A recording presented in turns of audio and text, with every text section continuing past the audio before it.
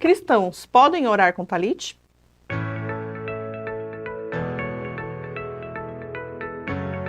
Shalom Vrahá. Hoje nós estamos com o Rav Yehoshua Shlomo, que irá responder a pergunta de um internauta. Cristão pode orar com talit? Shalom Vrahá, é uma excelente pergunta. Primeiro vamos entender o que significa talit. Talit é um chale que nós possuímos de oração, fazendo alusão a literalmente entrar na sua particularidade. O que Yeshua, o Mashiach de Israel, disse enquanto ele ensinava aos seus discípulos como se deve orar. Ele diz, entrando na sua particularidade, no seu quarto, trancando as portas. E é exatamente isso que fazemos com o talit. Quando nas orações nós nos envolvemos com ele, entrando assim na nossa particularidade, nosso privado, no secreto, no oculto, para se conectar e comunicar-se com a Kadosh Baruch Hu, santo bendito seja. O mais importante do talit não é o pano em si, não é o chale em si. O mais importante do talit é o que vai nas quatro pontas. O que nós chamamos de tzitzit, que são esses cordões amarrados na orla da veste. A palavra orla em hebraico é kanaf. O talit, o chale de oração, ele possui quatro pontas, quatro cantos. E em cada ponta vai um cordão desse, feito de lã de ovelha, possuindo 5 nós e 8 fios. Cada nó e cada fio tem uma representação. O livro de Números, capítulo de número 15, que inclusive é a terceira parashá do Shema Israel, né? Onde a porção vai Homer dentro do Shema Israel, de Números capítulo 15, ali está dizendo que todo judeu deverá amarrar os tzitziot nos 4 cantos da veste para lembrar dos mandamentos do Eterno. A gemátria da palavra tzitzit é 600. Gemátria é uma técnica rabínica de interpretação bíblica, onde as letras em hebraico são representadas pelos números. E com este segredo, descrito no livro de Romanos, a carta do apóstolo Paulo aos Romanos, capítulo de número 3, onde diz que o oráculo da palavra está com os judeus. E esses oráculos são os segredos, os mistérios. E esses segredos e mistérios estão pautados, de fato, nas inúmeras técnicas de interpretações que os rabinos possuem para entender e compreender melhor a Escritura Sagrada. E a gemátria, que de fato é a substituição das letras por número, é uma técnica exímia que nos ensina e nos revela muitas coisas. Como, por exemplo, a gemátria da palavra tzitzit. Se eu pegar as letras da palavra tzitzit, como aparece aí na sua tela, e transformá-la em números, eu vou obter o valor numérico de número 600. Somando, então, os 5 nó e os 8 fios, nós obtemos o valor numérico de número 613, que é a totalidade dos mandamentos de Deus descritos na sua Torá Sagrada. Então, quando um judeu, ele reveste-se com este talit, esse chale de oração, ele está declarando no mundo espiritual que ele está se revestindo na palavra de Deus, nos seus mandamentos, e que aquilo de fato vai conduzi-lo a uma elevação, uma aproximação maior com o Todo-Poderoso. Os 8 fios, se eu contar aqui, 1, 2, 3, 4, 5, 6, 7, 8. São 8 fios pendurados, representam as 8 portas de pecado que um homem, se ele não cuidar, ele pode transgredir. E o ser humano, de um modo geral, tanto o homem quanto a mulher, nós pecamos por aquilo que ouvimos pelos ouvidos, por aquilo que vemos pelos olhos, aquilo que cheiramos pelas narinas, por aquilo que falamos pela boca, por aquilo que sentimos, que é o coração, pelos lugares que andamos, pelos pés, pelas as coisas que tocamos pelas mãos e pelo órgão genital.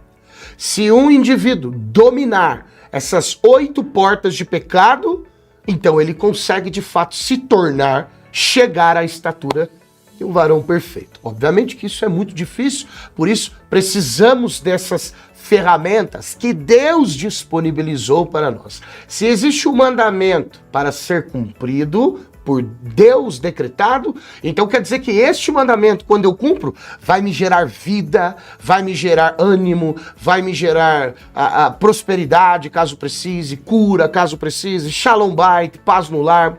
Então, o poder dos mandamentos é de fato o que chamamos do poder da palavra de Deus. Não escutamos que a palavra cura, a palavra salva, a palavra transforma, a palavra liberta, e tudo isso é verdade.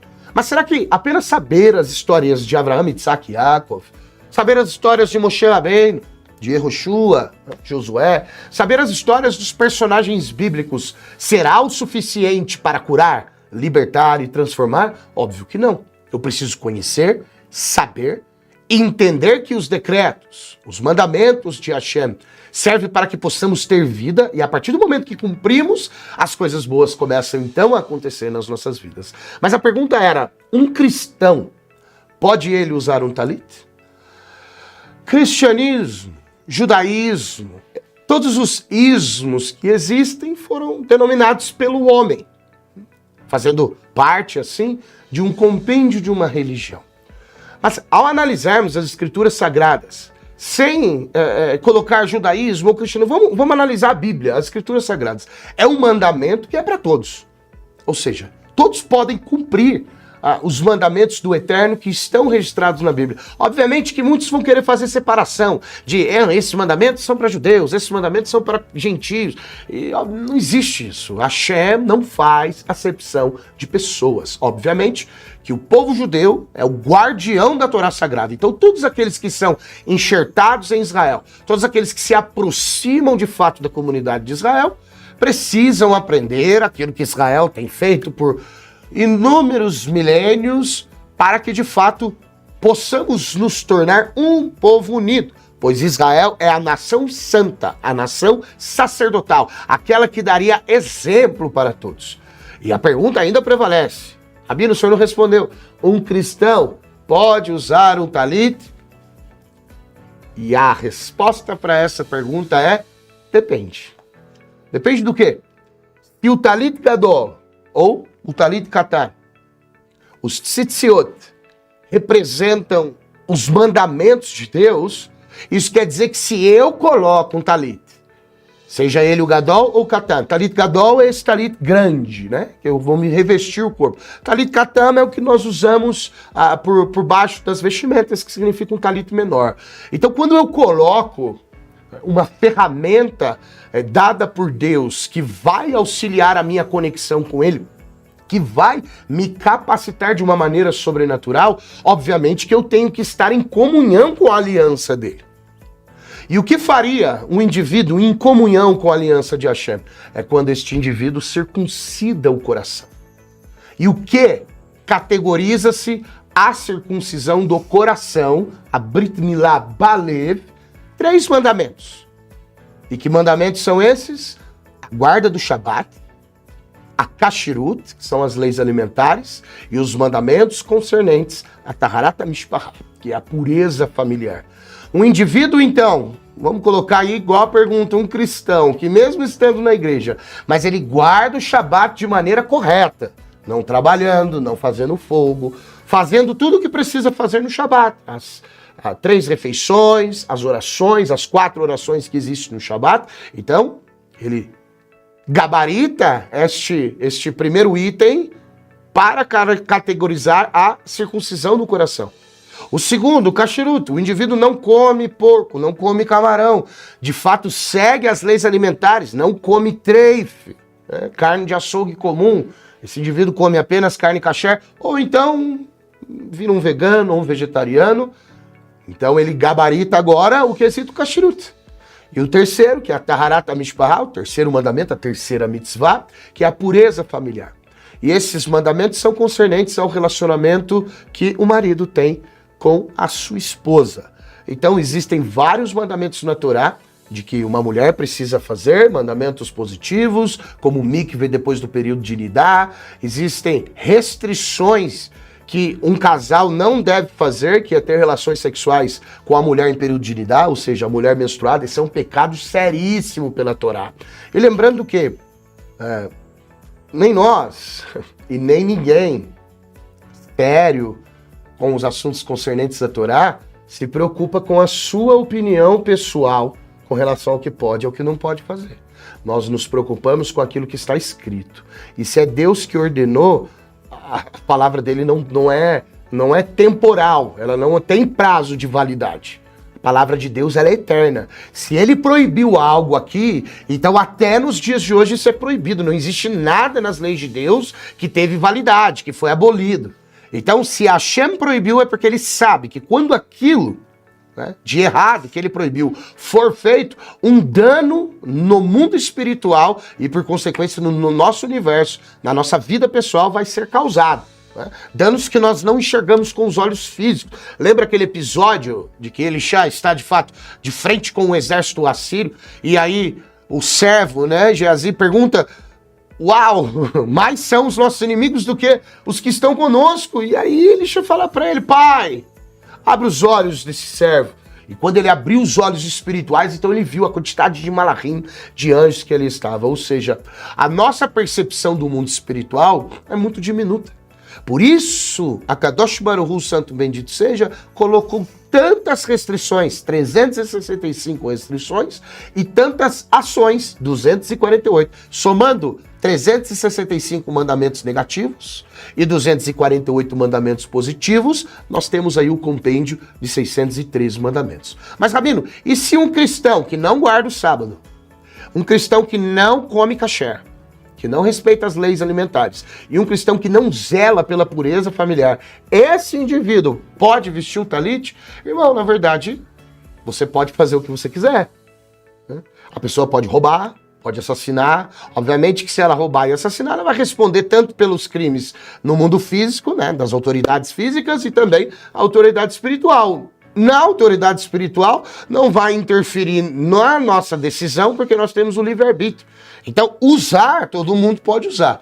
O problema é que se uma pessoa colocar um talit e ela não cumprir esses mínimos mandamentos que são requisitos, ela acaba incorrendo em uma transgressão, né, chamada de Hilul Hashem, né, ou traduzindo uma palavra pesada, que é a profanação do nome de Deus. Como assim? Profana o nome de Deus se não guarda isso? Óbvio. Se os tzitziot representam os mandamentos, como que eu me revisto nos mandamentos, mas eu não aceito aquilo que Deus estabeleceu? Eu não aceito aquilo que Deus me disse para fazer e eu não aceito aquilo que Deus me proibiu de fazer. Então este indivíduo, quando coloca um talit gadol, não estando em conformidade com os mandamentos da Torá, ele apresenta um falso testemunho. Sabemos que os mandamentos como a mezuzá, que colocamos no umbral, tzitzit, tefilin, são mandamentos da categoria eduyot, né? Que são os testemunhos. Nós temos Mishpatim, que são os juízos, que são os mandamentos Adam lehavero, entre um homem e o outro. Nós temos Hukim, que são os mandamentos Makom leAdam, Adam lemakom, entre o homem e o eterno. E nós temos uma terceira categoria de mandamento, que são os testemunhos. Shabat é um testemunho porque testemunha a criação. Pesach é um testemunho porque testemunha a saída do Egito. Os Tefilin são testemunhos também. Tzitziot, testemunho dos mandamentos. Então, se eu não cumpro os mandamentos, como que eu vou estar revestido em tal? E é por isso que quando uma pessoa que não guarda coloca, ela está declarando para o mundo espiritual que ela, de fato, está ali com a compreensão de que é os mandamentos, mas ela decide não cumprir, não respeitar aquilo que está escrito. Então, muito cuidado deve-se ter. Você não pode deixar o talit, como muitos deixam, enfeitando o púlpito. Às vezes a pessoa coloca assim no púlpito porque acha algo bonito, né? Pensa que é algo... Irmãos, a unção que existe dentro do talit, ela só é alcançada quando o indivíduo que está usando sabe pilotar muito bem o carro. Se colocar uma pessoa que não tem CNH e uma Ferrari para dirigir, obviamente que vai dar ruim. Nada de bom vai sair disso. Uma pessoa não sabe conduzir, como é que vai dar um carro para ela já potente? A mesma coisa acontece com os utensílios que Hashem decreta como mandamento. Então, nos dias de hoje, nós vemos muitas pessoas usando talit, usando até mesmo tefilim, colocando mezuzá, sem saber a importância daquilo. As pessoas tentam enxergar só, não, isso aqui eu vou ficar ungido, eu vou ficar abençoado, vou ficar cheio do poder, da unção de Deus. Se você não guarda os mandamentos, que unção de Deus você vai ter? Para que Deus vai te ungir se você não guarda os mandamentos? Sendo que a unção é para nos capacitar para obedecer a palavra. Os poderes para curar, libertar, profetizar, pregar e revelar, essas são ferramentas que Deus nos abençoa em consequência dos mandamentos cumpridos. Então, um cristão pode usar talit? Depende. E se tiver um cristão que guarda esses mínimos requisitos, então essa pessoa pode usar sem peso na consciência. E aproveitando que a Rabanita está aqui do lado, eu já devolvo uma pergunta para ela em cima desta resposta que nós estamos dando. Mulher. Mulher pode usar talit, Rabanita? Rosinha? Não. Mulher não usa talit. O talit foi um mandamento dado pelo Eterno para os homens. Tanto em Números 15 quanto em Deuteronômio 12, está descrito que é para se envolver e olhar para a franja, para cumprir, né, como testemunha, assim como o Ravi já explicou. Qual é o papel da mulher, então? Se mulher não usa talit, não usa tefilim, qual é o papel da mulher? O papel da mulher é manter o judaísmo dentro da sua família, né? A continuidade do nosso povo depende do papel da mulher dentro da família, principalmente com a kashrut, cuidando da kashrut da sua casa, com a tahara mishpahat, que é a pureza familiar, cuidando dos mandamentos concernentes ao Shabat, o acendimento das velas, trazendo a luz, a espiritualidade para sua casa. Estes são os principais mandamentos para a mulher. Cuidar da espiritualidade da sua casa, da sua família, dando continuidade ao povo judeu. E por que esta orientação foi dada para as mulheres de cuidar dessa espiritualidade do lar? Porque a mulher nasce com um dom sobrenatural, que é de lembrar das coisas. A mulher não precisa de um utensílio para se lembrar. A prova disso é que se você for casado há mais de 15 anos, eu tenho certeza que se você perguntar para sua esposa, ela vai lembrar o motivo que foi a primeira briga. E você, homem, você não vai lembrar. Você lembra o motivo que foi a nossa primeira briga? Você, homem, você não vai lembrar. Nós, homens, não lembramos nem que nós comemos ontem, na hora do almoço. A mulher já nasce com esse dom sobrenatural de recordar, de lembrar. A conexão com o Eterno é maior. A conexão exata, a conexão da mulher com a Kadosh Baruch Hu é bem maior. Inclusive, nós temos um dos estudos na sinagoga, quando estávamos falando de Rachel, inclusive aquela profecia do profeta Jeremias, né? O choro de Raquel vindo de Ramá. Irmãos, essa passagem é uma passagem fantástica, porque o Midrash vai dizer que no Gan Eden, Avraham Avinu se apresenta para Hashem, não deixa destruir o primeiro templo, não deixa, por favor, esse é o meu povo, é minha semente. Hashem fala, vou destruir. Tem piada aqui. Yitzhak, no Gan Eden, também se apresenta a Hashem e fala, eu fui amarrado no altar, eu fui obediente, eu fiz tudo o que o Senhor pediu, não deixa, isso é forte demais, não deixa o meu povo ser cativo. Hashem não escuta Isaac. E aí o Midrash continua dizendo que Rachel se apresenta a Hashem. E aí quando Rachel se apresenta a Hashem, Rachel fala, Hashem, eu dei a minha irmã, deixei ela casar primeiro. Então, por favor, livra o meu povo.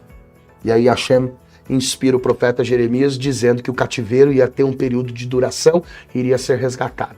Nem Abraham, nem Yitzhak, dois homens extraordinários, tiveram a conexão, a elevação e a espiritualidade de tocar o coração de Hashem para que ele pudesse derramar a misericórdia. Então, de fato, as mulheres são muito elevadas. Que o eterno Deus de Israel vos abençoe em nome de Yeshua. Shalom a todos. Shalom Lehitraot.